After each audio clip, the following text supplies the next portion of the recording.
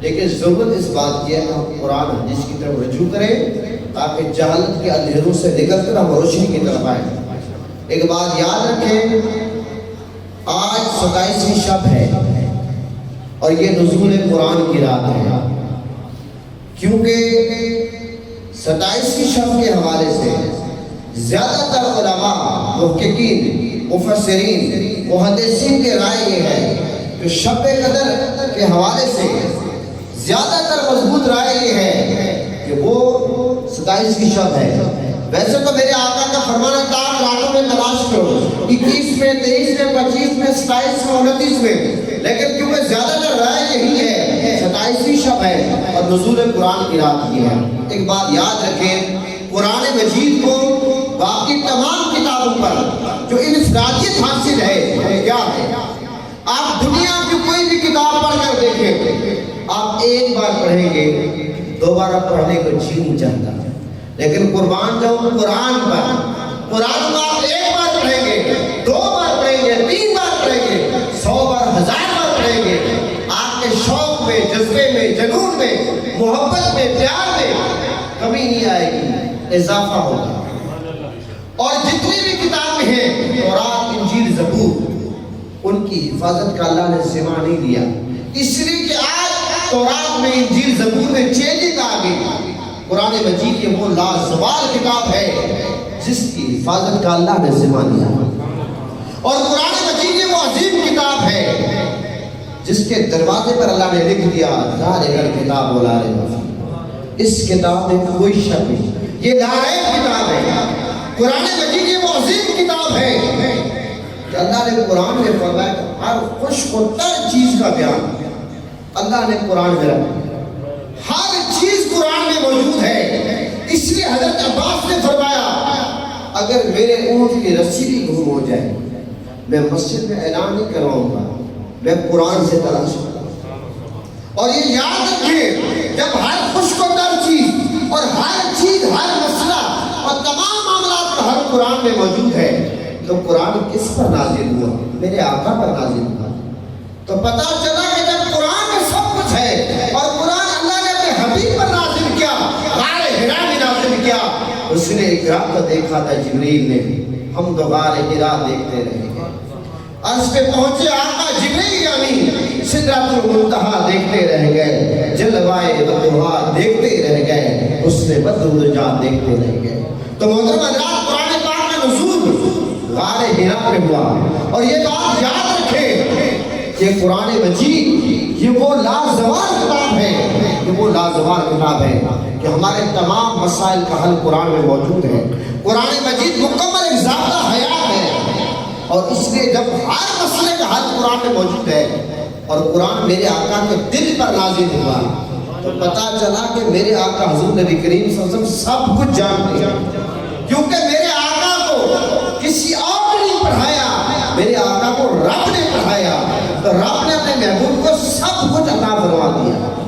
اور اس لیے اللہ نے قرآن میں فرمایا، جو حضرت نے خطبے میں آیات پڑھی کہ اگر یہ قرآن پہاڑ پر نازل ہوتا تو پہاڑ ریزہ ریزہ ہو جاتا، تو جو غضب پہاڑ نے برداشت کیا وہ قلب مسلمان نے کیا۔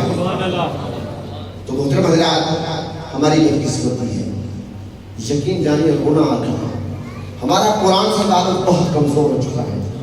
جس طرح حضرت نے فرمایا کہ آج اگر آپ فریج لے کر آتے ہیں، آپ اے سی لے کر آتے ہیں، موبائل لے کر آتے ہیں، اس کے ساتھ کتاب چاہے آپ اس کو پڑھتے ہیں، اس میں مکمل طریقہ کار لکھا ہوتا ہے کہ آپ نے فریج کو چلانا کیسے ہے، اے سی کو چلانا کیسے ہے۔ مجھے آپ یہ بتائیں کہ قرآن مجید میں ہماری زندگی کے تمام مسائل کا حل موجود ہے۔ قرآن مجید مکمل ضابطہ حیات ہے، لیکن افسوس ہم قرآن میں ہوتا زن نہیں ہوتے، ہم قرآن کو نہیں پڑھتے۔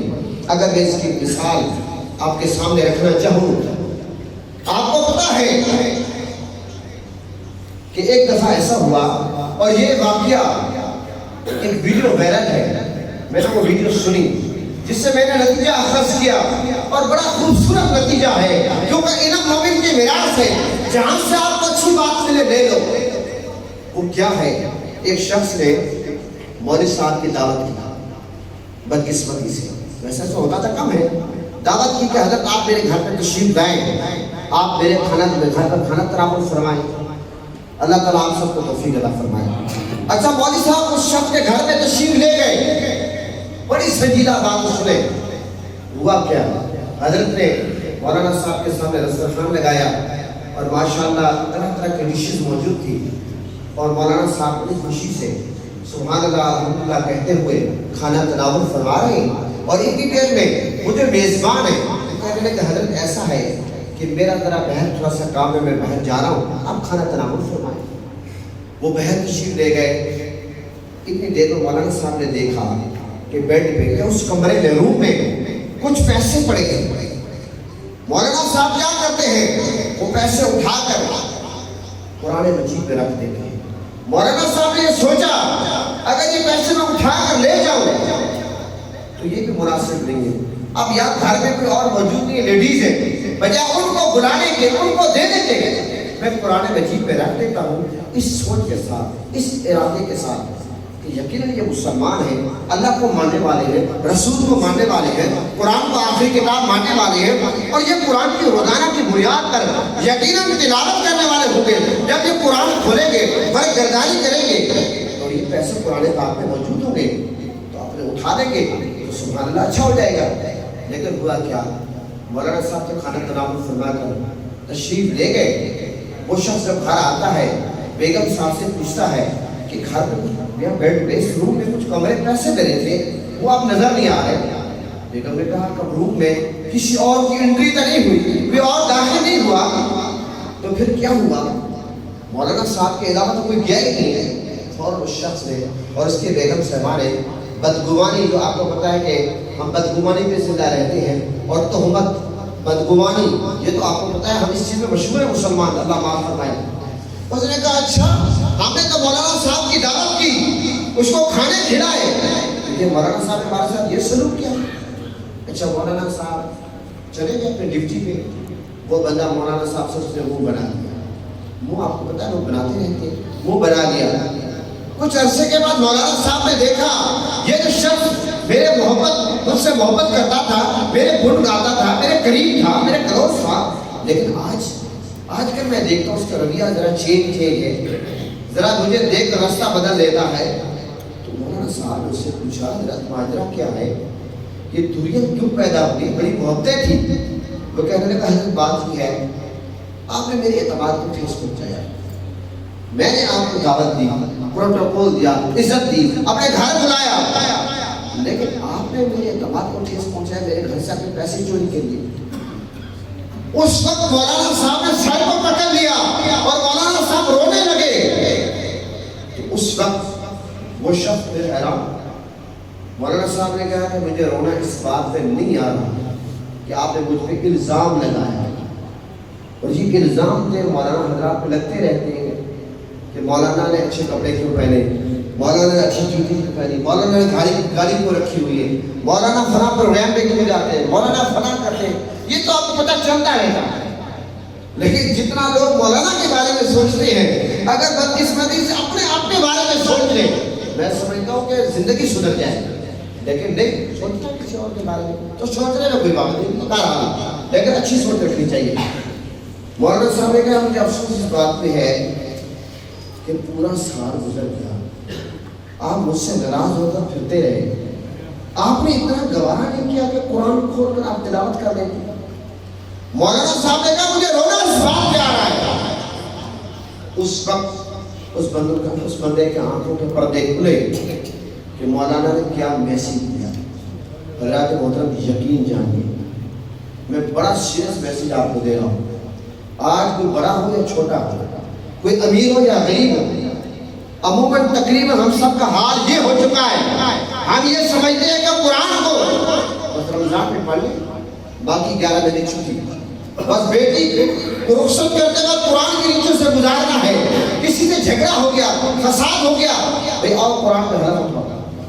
عدالت میں جانا ہے, قرآن کو چوم کر جائیں گے. غلافوں نے قرآن کو لپیٹ کے رکھیں گے, یقیناً آپ غلافوں میں لپیٹیں قرآن کو پروٹوکول دے، عزت دے، عزت کے لائق ہے۔ قرآن کو دیکھنا، قرآن کو پڑھنا، قرآن کو سمجھنا سب کچھ باعث فضیلت ہے، لیکن قرآن کو سمجھنا ضروری ہے، کیونکہ قرآن ایک مکمل ضابطہ حیات ہے۔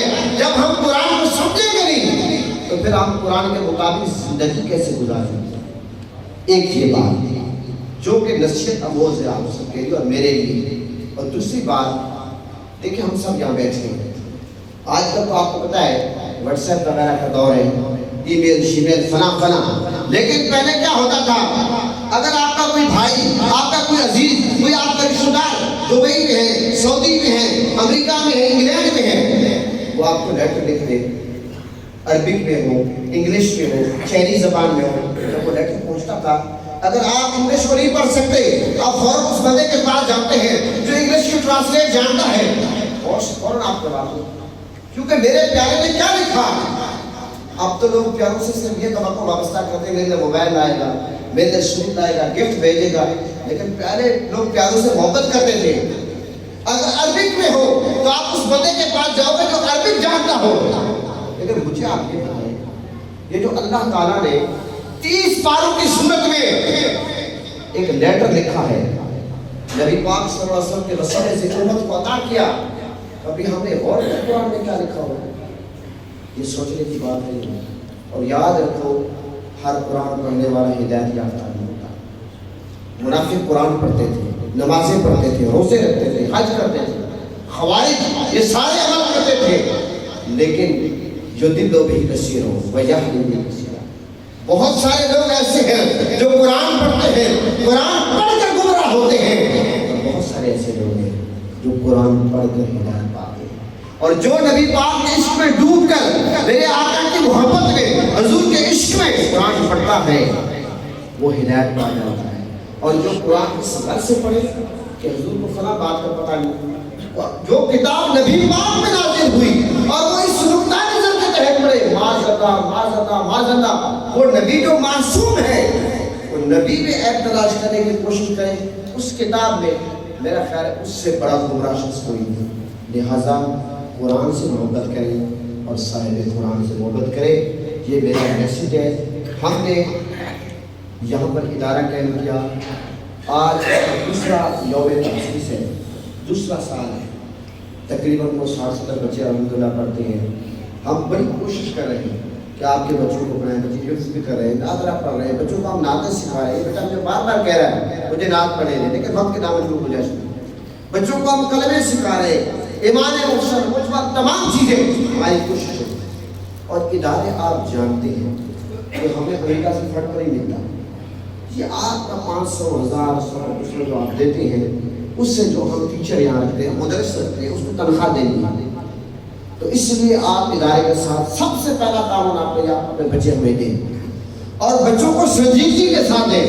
اللہ کے گھر میں وعدہ کریں، اس طرح آپ سکول کالج یونیورسٹی کو سیریس لیتے ہیں، اس سے بڑھ کر آپ قرآن مجید کو سیریس لیں، باقاعدگی کے ساتھ بچوں کو بھیجیں، اور پھر آپ کی زکوٰۃ، صدقات، فطرانہ، رشتہ داروں کے بعد، ہمسائے کے بعد سب سے زیادہ آپ کے رشتہ دار حقدار ہیں، پھر آپ کا ہمسایہ حقدار ہے، پھر جو کچھ بچ کچھ جائے، پھر ہمارا ادارہ پیغام مصطفیٰ کا سپورٹ کریں، وہ فطرانہ ہو، زکوٰۃ ہو، عشر ہو۔ 11 بجے کا ہمارا ٹائم ہے اور 11 ہی بج چکے ہیں، تو اسی پہ اتفاق کرتا ہوں۔